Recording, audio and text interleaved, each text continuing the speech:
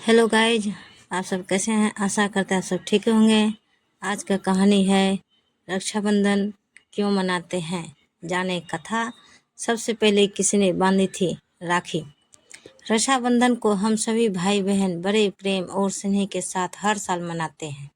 बहनें थाल सजाकर भाई की आरती करती है और भगवान से प्रार्थना करती है कि उनका स्वस्थ और दीर्घायु हो। लेकिन क्या आप जानते हैं, रक्षाबंधन मनाने की शुरुआत कलयुग नहीं बल्कि पौराणिक काल से ही हो चुकी थी।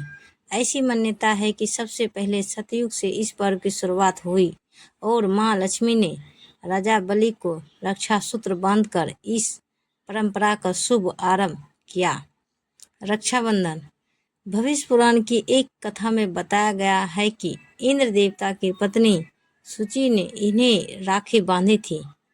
एक बार देवराज इंद्र और दानवों के बीच में भीषण युद्ध हुआ था।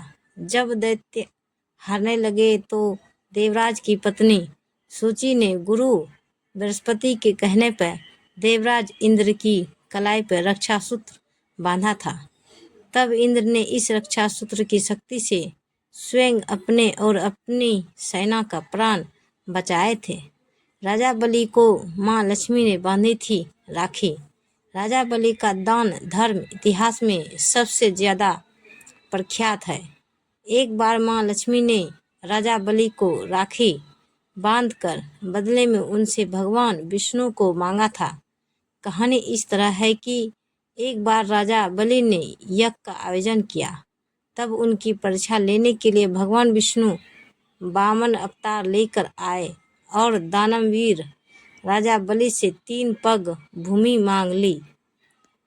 बलि ने हाँ कह दिया तो वामन अवतार ने 2 पग में ही सारी धरती और आकाश नाप लिया। राजा बलि समझ गए कि भगवान विष्णु स्वयं उनकी परीक्षा ले रहे हैं। तीसरा पग रखने के लिए उन्होंने भगवान के सामने अपना सिर आगे कर दिया। फिर उन्होंने भगवान से याचना की कि अब तो मेरा सब कुछ चला ही गया, प्रभु आप मेरी विनती स्वीकारें और मेरे साथ पाताल में चल कर रहें। भगवान को भी भक्त की बात माननी पड़ी और विष्णु जी बैकुंठ छोड़कर पाताल चले गए।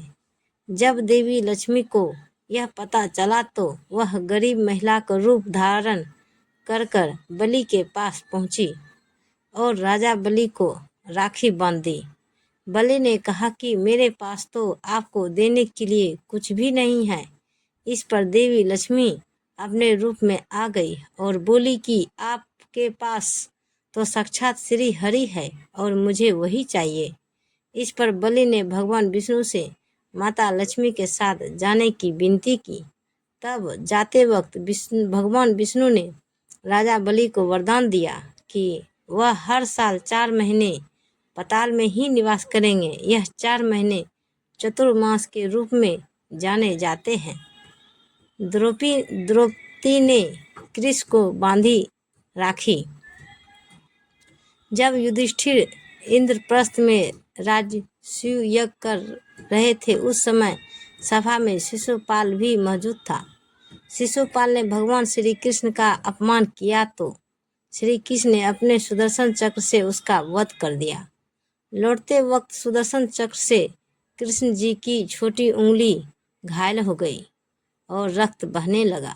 तब द्रौपदी ने अपनी साड़ी का पल्लू फाड़कर श्री कृष्ण की उंगली पर लपेट दिया। तब श्री कृष्ण ने द्रौपदी को वचन दिया कि वह इस रक्षा सूत्र का वचन निभाएंगे।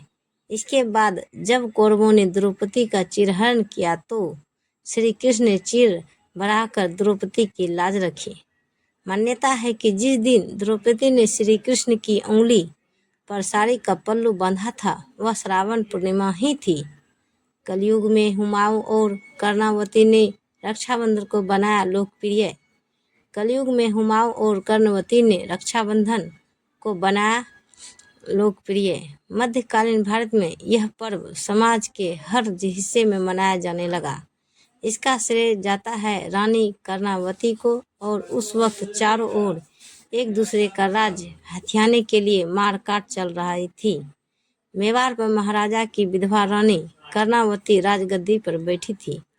गुजरात का सुल्तान बहादुर शाह उनके राज्य पर नजरें गड़ाए बैठा था।